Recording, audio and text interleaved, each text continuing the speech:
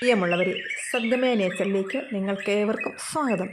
ഒരു കെട്ടകാലത്തിൻ്റെ അതിജീവനത്തിനിടയിൽ ഒരു ഓണക്കാലം കൂടി നമുക്ക് വന്നു ചേർന്നിരിക്കുന്നു.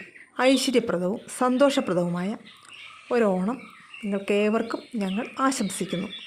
ബൈബിളിൽ നമ്മൾ നോഹയുടെ പേടകം എന്ന് കേട്ടിട്ടുണ്ട്. പക്ഷേ അതുപോലൊരു പേടകം ഇവിടെയുമുണ്ട്, ഒരു ആകാശ പേടകം. അതിനുള്ളിൽ സമുദ്രങ്ങളും മഹാസമുദ്രങ്ങളുമുണ്ട്. പർവ്വതങ്ങളും മലകളും കുന്നുകളുമുണ്ട്. പുഴയും കായലും തോടും മേടും എല്ലാമുണ്ട്. അതിൽ നമ്മൾ മനുഷ്യരുൾപ്പെടെയുള്ള ജന്തുജാലങ്ങൾ മുഴുവനുമുണ്ട്. കൂടാതെ അതിന് ജീവവായു നൽകുന്ന സസ്യജാലങ്ങളുമുണ്ട്.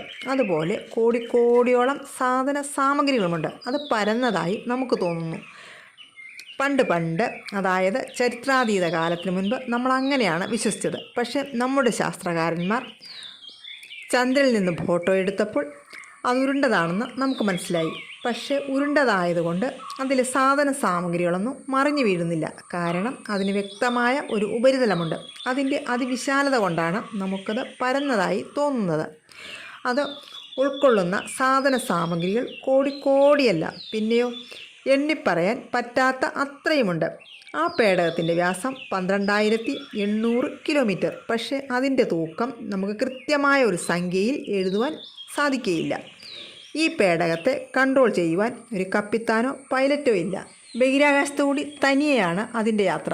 യാത്രയുടെ വേഗം സെക്കൻഡിൽ 30ഓളം കിലോമീറ്റർ. മണിക്കൂറിൽ അതിൻ്റെ വേഗത സെക്കൻഡിൽ ഏകദേശം 1,00,000 കിലോമീറ്റർ. ഇങ്ങനെ ഓടുന്നതിനിടയിൽ അത് സൂര്യനെ ചുറ്റി വട്ടം കറങ്ങുന്നു. അതിൻ്റെ വേഗത മണിക്കൂറിൽ 1200 മീറ്റർ. ഇങ്ങനെ വട്ടം കറങ്ങുന്നത് കൊണ്ട് ദിനരാത്രങ്ങളുണ്ടാകുന്നു. 24 മണിക്കൂറാണ് അതിൻ്റെ ഒരു ദിവസം. 365 ദിവസമാണ് അതിൻ്റെ ഒരു വർഷം. അങ്ങനെ കോടിക്കോടി സാധന സാമഗ്രികളുമായി മറ്റനേകം ജീവജാലങ്ങളുമായി പ്രപഞ്ചത്തിന് ചുറ്റും സഞ്ചരിച്ചു കൊണ്ടിരിക്കുന്ന അതിവിശിഷ്ടവും അത്ഭുതകരവുമായ ആ പ്രപഞ്ചവിസ്മയം ഏതാണെന്ന് നിങ്ങൾക്കറിയാമോ? അതാണ് നമുക്കെല്ലാം സംരക്ഷണം നൽകുന്ന നമ്മുടെ ഭൂമി.